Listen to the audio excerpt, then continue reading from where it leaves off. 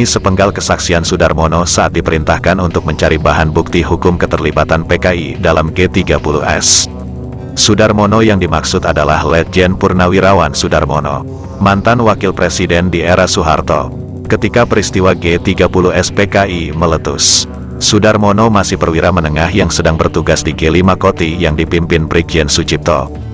Dalam buku, Saksi dan Pelaku Gestapo, Pengakuan Para Saksi dan Pelaku Sejarah Gerakan 30 September tahun 1965, Sudarmono menguraikan kesaksian seputar peristiwa G30S PKI yang meletus pada awal Oktober tahun 1965. Khususnya ketika dia diperintahkan mencari bahan bukti hukum keterlibatan PKI dalam peristiwa G30S. Menurut Sudarmono dalam kesaksiannya, meskipun para perwira Angkatan Darat ketika itu yakin peristiwa G30S digerakkan dan didalangi oleh PKI, tetapi ia sebagai anggota staf G5 Koti memandang perlu dan berusaha mencari bahan-bahan yang dapat dijadikan alat pembuktian yang konkret. Terlebih apabila masalah ini akan diselesaikan juga melalui pengadilan. Pada waktu itu telah didapatkan beberapa barang bukti seperti dokumen-dokumen PKI.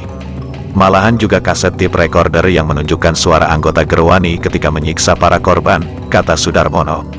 Namun, kata Sudarmono, dirinya masih belum pernah membaca hasil pemeriksaan terhadap mereka yang dianggap terlibat. Misalnya, oleh karena itu, beberapa hari setelah G30S PKI terjadi, datang kepadanya dua orang teman dari staf Direktorat Kehakiman Angkatan Darat, yaitu Ali Said SH dan Durmawal Ahmad. SH, saya menganjurkan kepada Ali Said dan Durmawal Ahmad untuk mencari alat bukti hukum. Mungkin dapat diperoleh dari hasil pemeriksaan berita acara pemeriksaan dari salah seorang tokoh PKI yang terlibat dalam G30S PKI, kata Sudarmono.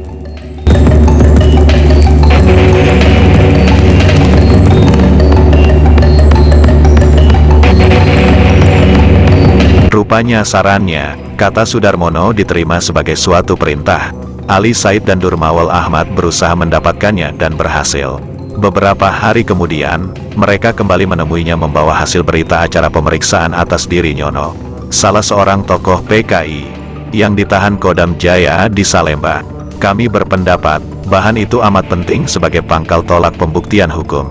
Oleh karena itu, kami menganggap perlu melaporkan hal ini kepada yang berwenang, yaitu Pangkop Kamtib Jenderal Soeharto, di Kostrad, kata Sudarmono. Maka, malam harinya, kata Sudarmono, ia dan Ali Said dan Durmawal Ahmad pergi ke Kostrad di Merdeka Timur. Di Kostrad bertemu dengan Jenderal Nasution yang sejak terjadinya G30S PKI tinggal di markas Kostrad. Pak Nas juga menganjurkan agar dokumen penting itu secepatnya disampaikan pada Pangkop Kamtib untuk bahan pertimbangan selanjutnya. Pada malam hari itu juga kami bertiga diterima Pak Harto. Rupanya Pak Harto pun menganggap dokumen itu penting sebagai bahan pembuktian dalam mengambil tindakan hukum yang diperlukan, kata Sudarmono. Kemudian, kata Sudarmono, dengan keputusan Presiden ditetapkan, mereka yang terlibat G30S PKI diadili di Mahkamah Militer Luar Biasa, yang merupakan badan peradilan militer tingkat pertama dan tingkat terakhir. Artinya, tak ada tingkat banding dan kasasi. Kalau tidak salah Nyono yang diadili untuk pertama kali. Baru menyusul tokoh-tokoh G30S PKI yang lain, kata Sudarmono. Kemudian, kata Sudarmono, dalam kegiatan penggalangan persatuan dan kesatuan itu, G5 Koti cukup sibuk sebagai tempat konsultasi dan sumber informasi. Di lingkungan pemerintahan juga disibukkan dengan upaya pembersihan organisasi dari unsur-unsur G30S PKI, dengan kebijaksanaan dan kualifikasi masing-masing. Lalu, dalam rangka merumuskan kebijaksanaan penertiban terhadap personel yang terlibat G30S secara tertib, adil, dan berdaya guna serta berhasil guna, Menko Hankam Kasab Jenderal Nasution, kata Sudarmono, membentuk tim perumus kebijaksanaan penertiban personel, khususnya bagi jajaran Hankam dan untuk keseluruhan aparatur pemerintah pada umumnya. Saya dari G5 Koti ditunjuk sebagai ketua tim dengan anggota-anggota dari kantor urusan pegawai, dari Hankam dan wakil-wakil Menko yang lain. Pada waktu yang tidak terlalu lama, tim ini berhasil menyelesaikan rancangan naskah kebijaksanaan mengenai penertiban personel di lingkungan Hankam, dengan klasifikasi dan tindakan-tindakan yang harus diambil terhadap mereka sesuai dengan kualifikasi keterlibatannya, kata Sudarmono.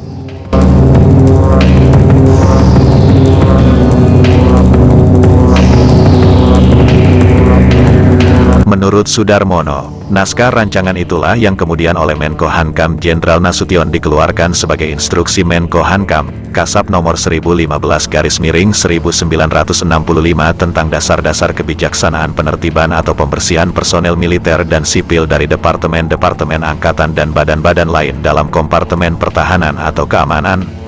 Menko Hankam Jenderal Nasution juga, kata Sudarmono, memberi petunjuk baginya selaku ketua tim agar melaporkan kepada Pangkop Kamtib mengenai instruksi ini.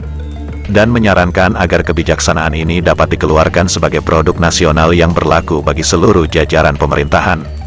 Mengindahkan petunjuk Pak Nas itu, saya dalam kesempatan pertama melapor kepada Pangkop Kamtib di Markas Kostrad dan menyerahkan rancangan Inpres, Pangti Abri atau Koti tentang hal itu. Ternyata Pangkop Kamtib dapat menyetujui saran Pak Nas yang saya sampaikan itu, kata Sudarmono. Beberapa hari kemudian, kata Sudarmono, keluarlah Inpres Pangti Abri _Koti nomor 22 _1965 pada tanggal 15 November tahun 1965. Inpres itulah yang menjadi pegangan bagi semua departemen atau instansi pemerintah atau BUMN dalam penertiban atau pembersihan personel.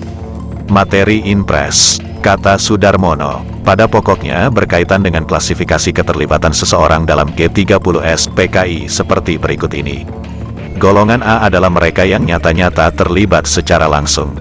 Pertama, merencanakan, turut merencanakan atau mengetahui adanya perencanaan gerakan kontrarevolusi itu atau G30S PKI, tetapi tidak melaporkan kepada pejabat yang berwajib. Kedua, dengan kesadaran akan tujuan gerakan itu, melaksanakan kegiatan-kegiatan dalam rangka pelaksanaan gerakan tersebut. Kemudian, golongan B adalah mereka yang nyata-nyata terlibat secara tidak langsung. Ialah setelah mengetahui adanya gerakan kontrarevolusi itu menunjukkan sikap, baik dalam perbuatan maupun dalam ucapan-ucapan yang bersifat menyetujui gerakan kontrarevolusi tersebut.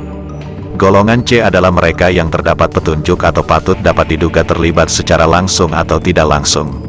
Sementara golongan C1 adalah mereka yang menjadi anggota biasa yang aktif atau anggota pengurus organisasi yang terlibat secara langsung, PKI, dan ormas-ormasnya serta Orpol dan ormas lainnya yang mempunyai hubungan dengan PKI atau ormas-ormasnya dan tidak secara sadar dan serta-merta mengutuk gerakan kontrarevolusi itu, tetapi tidak dapat dimasukkan dalam klasifikasi A atau B.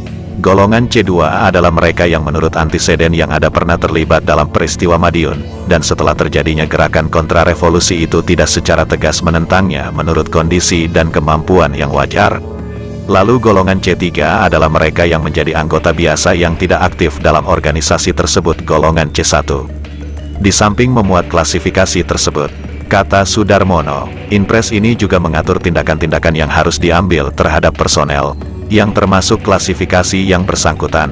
Terhadap golongan A, dilakukan penindakan hukum pidana, pengadilan, dan penindakan administrasi berupa pemberhentian tidak dengan hormat.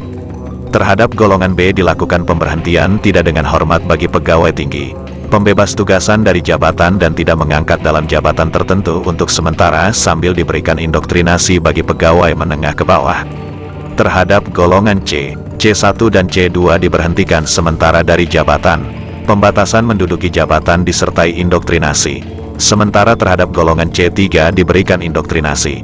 Dengan keluarnya Inpres ini, semua departemen atau instansi membentuk tim-tim penertiban sebagai pelaksana dari Inpres ini di departemen atau instansi masing-masing, kata Sudarmono.